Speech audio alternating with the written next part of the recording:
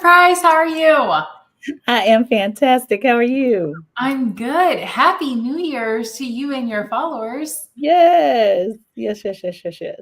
I can't believe that we're, 2 weeks into the new year, almost three? Yes. Yes. Ooh, Today's the 14th, so 2 weeks in. 2 weeks in, 2 weeks in, and so much is already happening. I just want to remind Dr. Price's viewers that she actually has two public events coming up. That one she's a keynote speaker at, and one an organization hired her to do some training. Do you want to talk a little bit about that, Dr. Price?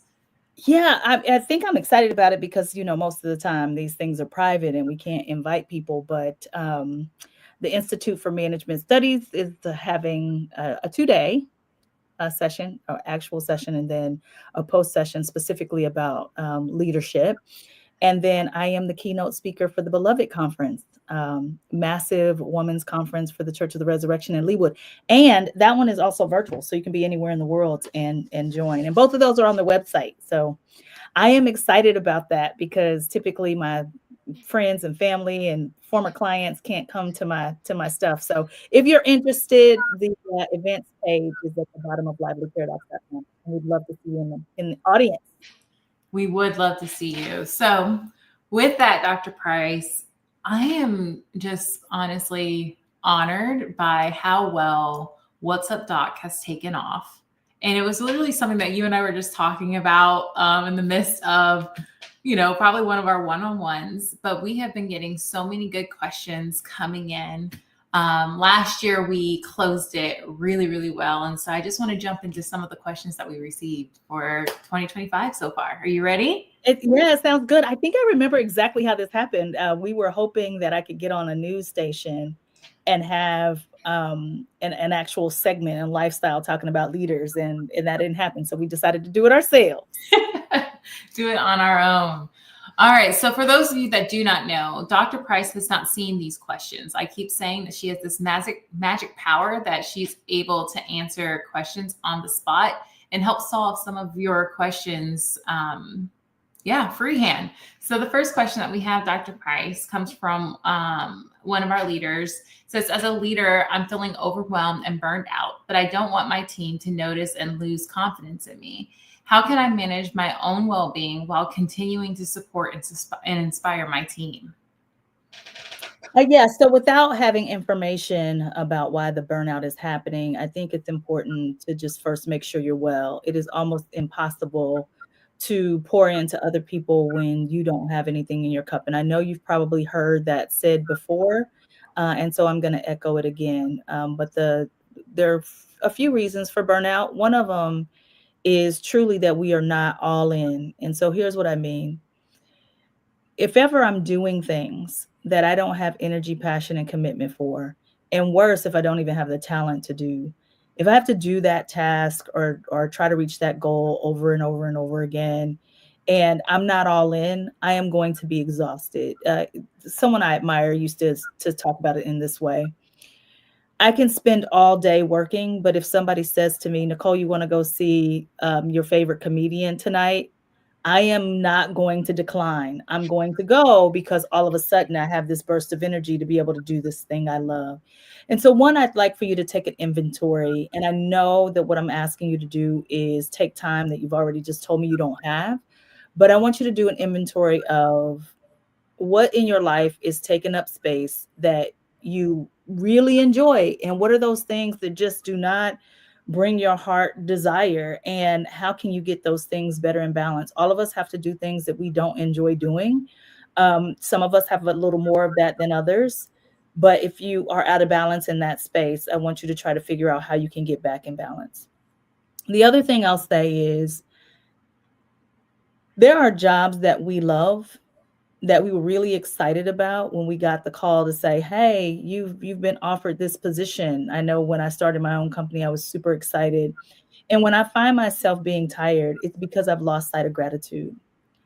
And how can you be grateful as you were when you got the assignment, for what you're doing right now? And this is not for anybody else. This is for you. You will be happier if you can remember that day when you got your acceptance letter, or when you decided to start your own business, if you can like retreat back into those thoughts, because too often things are challenging, right? And as things are challenging, that's one of the other things that cause burnout.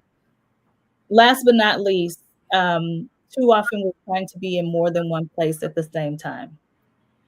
When you're on vacation, be on vacation. When you're working, be working. We think we're good at multitasking. We're not good at multitasking. And so, how can you make sure that you're turning on and off in ways that are most effective for you? Because I think that's the place to focus. I don't know that you can inspire your team while you're burnt out.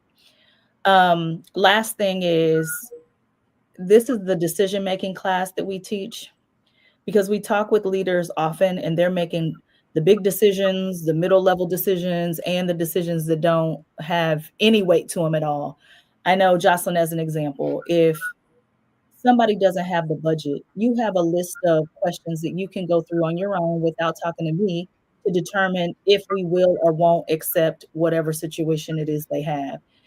It would be really overwhelming for me if you had to come to me every time with all of those decisions that you actually have the authority and the power to make.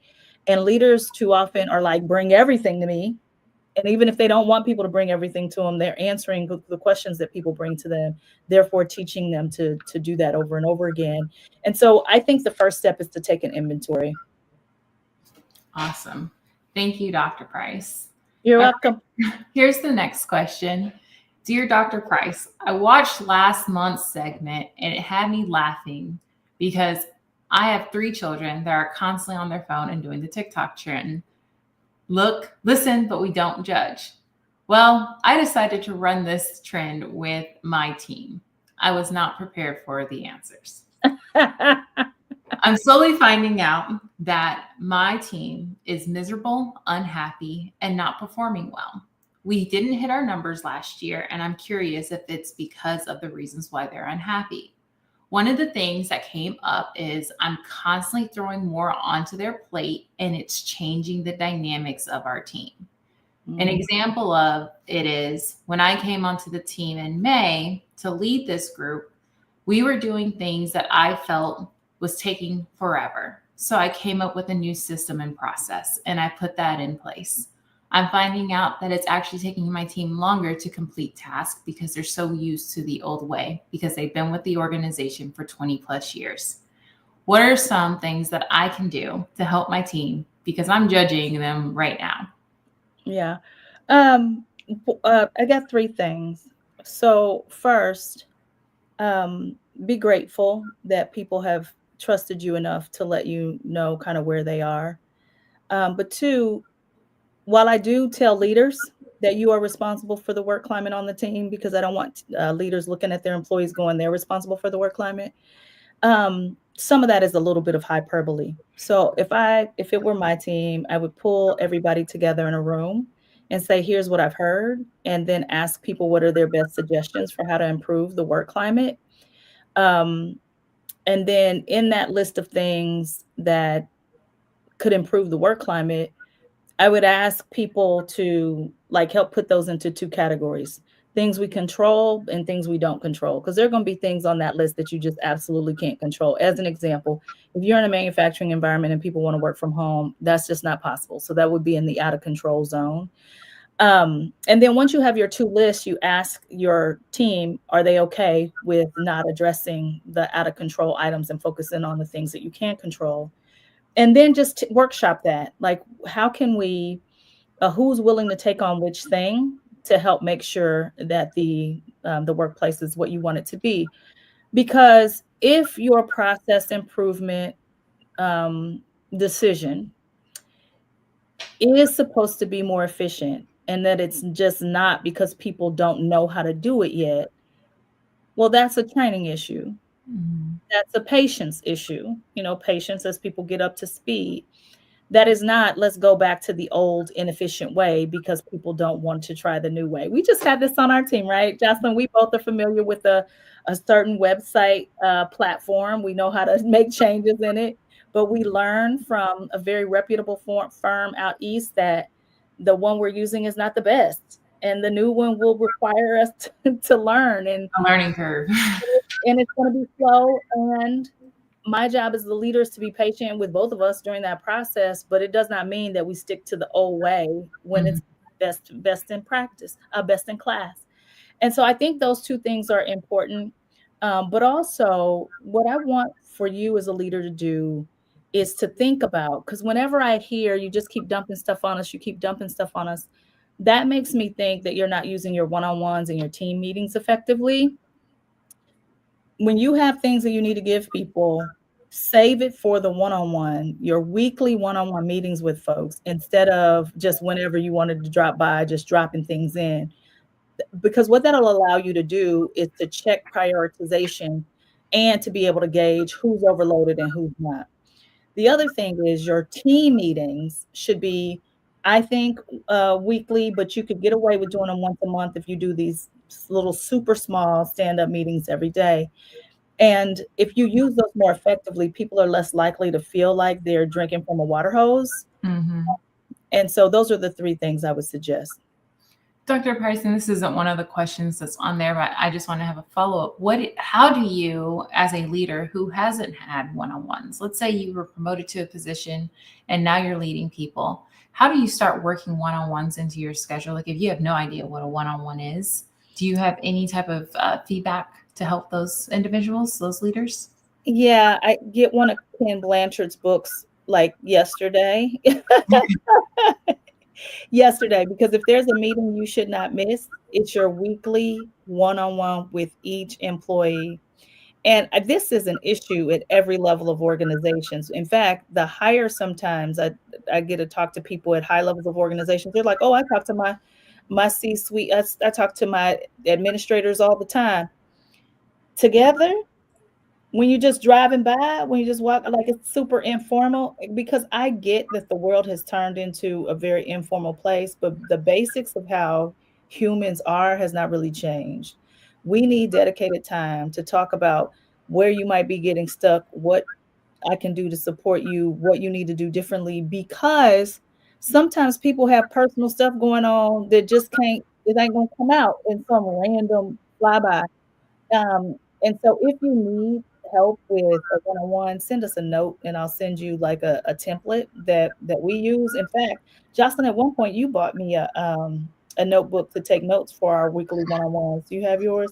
I have mine. For one-on-one. And I thought that was pretty helpful actually. It had the questions in it that, and then I could just go back and look Mhm. at what we talked about last week, and try not to give people more than three things at any given point, when like, oh yeah, this and this and this, just try not to do that, because as leaders, we have to juggle a lot, but when we try to juggle all of it, balls drop. So you Yes. got to figure out what are the top three things that are most important. I remember we had a client, this was certainly before we had, worked together for any length of time, and they had like 25 projects. 25 projects for a mid-sized organization are not going to all get done with the level of excellence. In fact, I would argue most of them not going to get done well at all. And so I tried to get them to whittle down to the top three, and they were like, but they all need to get done. I said, well, what's going to happen is none of them are going to get done well. And so either you drop the balls on accident or you purposefully decide which ones are going to be first, right? Like, if you think about your personal life, yes, you care about your health. Yes, you care about your finances. Yes, you care about your spirituality. Yes, you care about your romantic life. You care about all these things. But if Mhm. you try to focus on all five of those things at the same time, you're not going to do a good job on any of them. You can't pull all those levers at the same time. And so how can you prioritize in this world where everything is important and everything is a crisis? You end up in a situation where nothing is important, and the one-on-one helps us to get that prioritization done. I always love that analogy that you give. I always love that analogy. It's a But good reminder, and good refresher to pick which ones you want instead of allowing them all to fall down. So our next question says, "Dear Dr. Price, you did the segment last month and it went along the lines, am I the butthole as a leader? It took me a while as I wrote this email because I just lacked awareness. I constantly was blaming, it's my team, it's my team, it's my team, when in reality, I'm the one who's in charge of making my team better. Mhm. I have a team member who's consistently delivers excellent results but creates tension among the rest of the team with their bad attitude and behavior. I'm torn because their work is invaluable, but the team morale is suffering. I keep justifying this, but I need to figure out how can I approach the situation without jeopardizing my entire team's performance. Um, this is very common. It is very common that people who are exceptional don't have the people thing down. In fact, I do a master class every other week specifically for these people.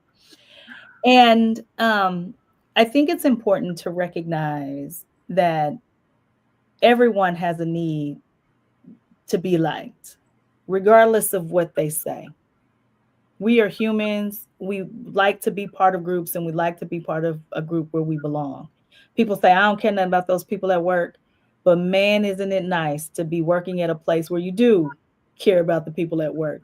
Because we did an exercise this morning where we had to pick the people we were with most of the time, and we picked each other as part of our three. Now, how sad is that? But wouldn't, but wouldn't that be terrible if we were with each other most of the time, and then it was an awful experience? Mm-hmm.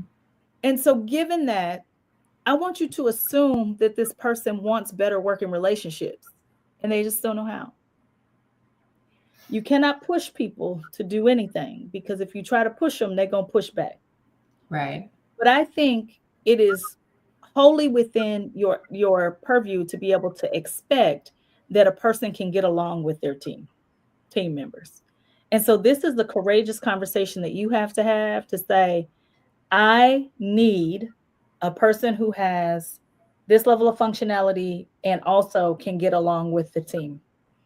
Right now, you're doing an exceptional job here, and this is maybe here, and I'd like to see it here. And I want to work with you on what it might look like if we could work together to figure out how we can improve some of those skills that you might not technically have gotten in school or whatever. But this is a courageous conversation you have to have.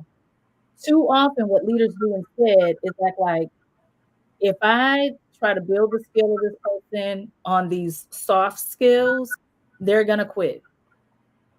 What I know to be true in my own life is that when I showed up in harsh ways, it was harming my personal life too. So as I've had an opportunity to have people work with me to help me be better in this way, it has helped me personally and professionally. And so as a leader, I believe you owe it to this person to be honest with them about what you're experiencing, and then that becomes an objective. So pause there. I'm going to say it one more time. We are good at quantitative data and saying, hey, I need these this cost number, this quality number, this safety number, this service number.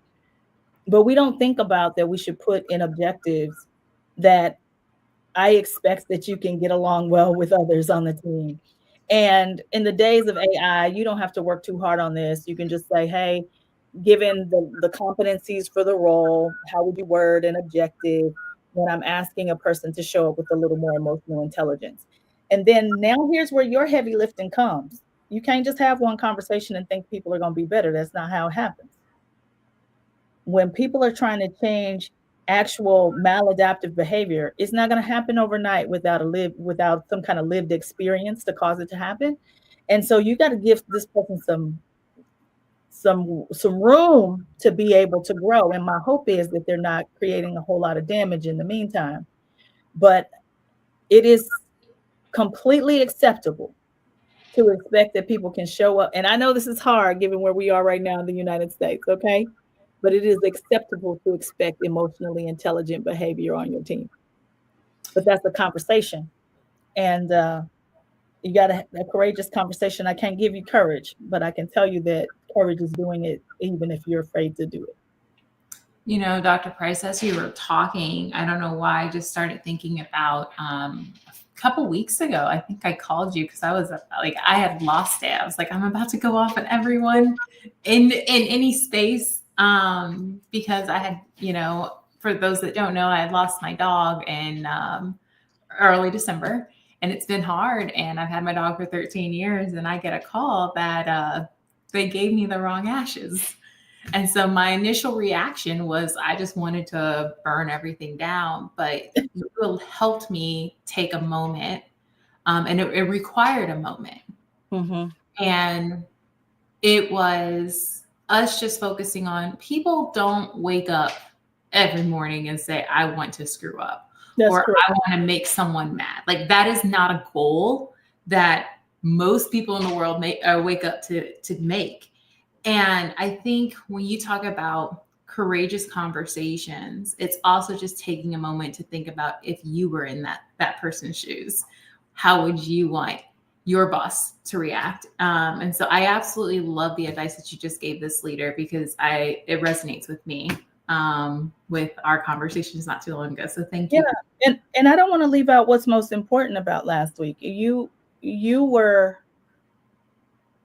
really about to choose to be right because you were 100% right, but it would not have been effective in terms of how you showed up. And honestly, I think later you would have felt guilty Right. about how you showed up, giving your faith-based lens. And so the question I asked you it was very simple because I was like, hey, do you want a logical answer here? Or do you want an empathetic one? Because I want a solution. And then I know that's not always the best place. Like sometimes you want somebody to be like, what? I can't believe. And so I wanted to make sure I was like, where you want me to be, sis? And you said, you took a breath though first and you said, I want a logical answer. And I said, have you ever completely screwed something up? And then you had to go back to the people and let them know. And how would you have wanted them to handle it? And that gave you everything you needed to be able to show up in the way you wanted to show up. And I think we all believe that we're better at things than we are. We all think we've got soft skills down. We all think that we show up and we're smart and we can rally a team, and it's just not true. Right. And so when I think about the times when I'm the one who's bringing down the morale of the team, I can think of some situations within the last 12 months where I've done that. What would I want to happen? I would want someone who cared about me enough to tell me, to help me course correct, because I want to be connected to people. And so too often we are arguing to be right about where we are in a situation instead of, and what my grandma used to say, you're going to be right and dead right, and this person would be so much better off if work was a place where they were also having fun. And so I think that's a conversation you just have to have. I agree. I you know what? I'm going to table the next question for February's. Okay. I'm going to table the next one for February's because we've had some great discussions today. If you have any questions, please email us at info@livelyparadox.com or Jocelyn@livelyparadox.com. And we will have it on our very next What's Up Doc. But I absolutely love this idea that you have been talking about, Dr. Price, about do you want to be right or do you want to be effective? Because yeah, you can be right, but you might be dealing with that for a while. Where effectiveness, you know what? I have found peace with being effective. Yeah. I can go to sleep that night without thinking about all the other outcomes. Yeah. So I absolutely love what you're doing. Is there anything that you would love to leave our listeners off with? Yeah, I want to let folks know that I am working on this project called The Correct Paradox. And it's about when being right makes you wrong. And I'd love if people have stories that they'd like to share. If any of you have stories that you'd like to share related to this topic, where you knew you were right about the situation, but ultimately the decision you made led you down the path that now you're not happy with what happened. I would love to hear about that story because I think it'll be helpful and rich if I can include more stories besides just my own. I've got plenty of them for myself, but I'd like to include some stories that are not my own. And of course, if you want anonymity or confidentiality, it won't be anonymous. I will know it's you. But if you want confidentiality, we will honor that. But that's it. Thank you so much. I appreciate you all and Happy New Year. Happy New Year. Take care.